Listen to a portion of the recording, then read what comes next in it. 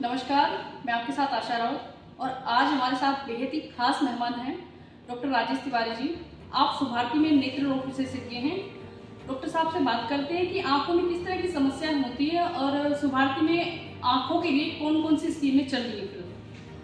Sir बहुत बहुत स्वागत है आपका। धन्यवाद आशा जी। सर आपका भी स्वागत है हमारे इंस्टीट्यूशन में।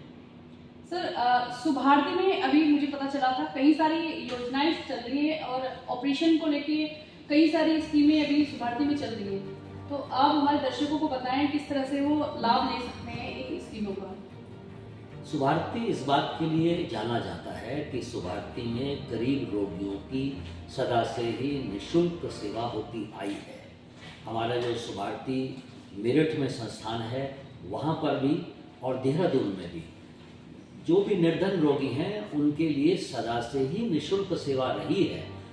आज विशेष रूप से मैं कहूँगा कि 24 तारीख को जब अटल जी की जन्मतिथि से एक दिन पूर्व गवर्नर हाउस में एक कार्यक्रम हुआ था, तो उसमें गवर्नर साहब ने उद्घाटन किया था, विशेष किया था कि एक सप्ताह तक उत्तराखंड के सभी नेत्र संस्थानों में निःशुल्क नेत्र चिकित्सा की जाएगी।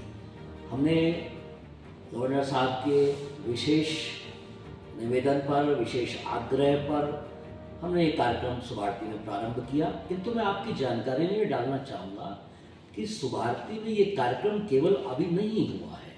सुभारती में जैसा मैंने अभी आपको बताया सदा से ही ये कार्यक्रम रहा है और आगे भी 1 वर्ष तक हम ये कार्यक्रम चलाते रहेंगे कि जो भी निर्धन रोगी आएंगे उनकी निःशुल्क नेत्र चिकित्सा होगी, निःशुल्क उनका मोतियाबिंद का ऑपरेशन होगा, निःशुल्क काला मोतिया का ऑपरेशन होगा और यदि अन्य भी और जैसे भेंगेपन के ऑपरेशन किए जाते हैं या अन्य प्रकार के आँख में मांस आ जाना, ये सब शल्य चिकित्साएँ निःशुल्क की जा रही हैं। भविष्य में भी हम इस प्रकार की योजना बना रहे हैं कि सदा ही हम निर्धन रोगियों की निःशुल्क चिकित्सा करते हैं।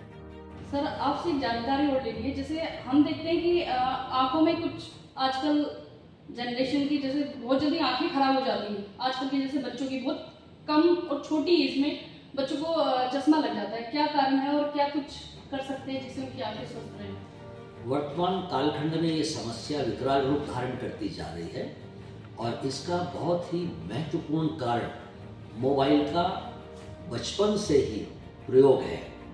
ये देखा गया है, अनुभव कुछ इस प्रकार का आ रहा है कि जब से मोबाइल की उत्पत्ति हुई है और बहुत छोटे बच्चों को हम मोबाइल दे रहे हैं, तब से चश्मे का नंबर, मायोपिया विशेष रूप से माइनस नंबर जिसको बोल देते हैं, वो बच्चों को लग रहे हैं। और हमने देखा कि अभी जो इतना बड़ा एक एपिडेमिक हुआ, वायरल इन्फेक्शन हुआ कोरोना का, उस कालखंड में सारी शिक्षा की व्यवस्था ऑनलाइन हो गई थी और ऑनलाइन शिक्षा व्यवस्था के कारण छोटे छोटे बच्चों को भी मोबाइल का कई घंटों तक दिन में प्रयोग करना पड़ा और उसके कारण से ये देखने में आया कि जिन बच्चों को पहले चश्मे का कोई नंबर नहीं था, मोबाइल का प्रयोग करने के बाद उनको चश्मे का नंबर लग गया। तो ये एक बहुत बड़ी, जिसे कहना चाहिए कि विकराल समस्या है।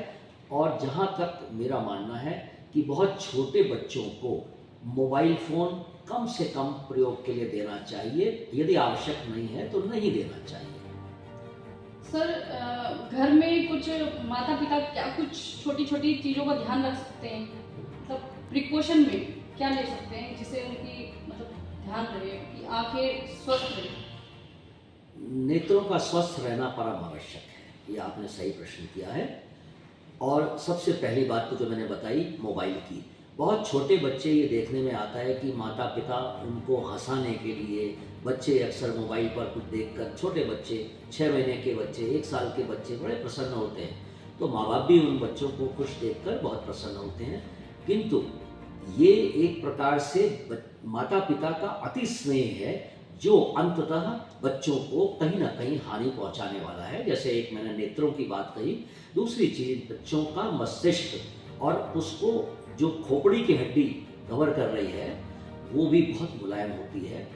और ये जो तरंगे हैं मोबाइल की, ये बच्चों के ब्रेन में जाकर मस्तिष्क में विभिन्न प्रकार के रोग जैसे अनिद्रा का रोग, चंचलता का रोग, अतिशय चंचलता और हमारी याददाश्त से भी संबंधित अनेक प्रकार के रोग पैदा कर रहा है।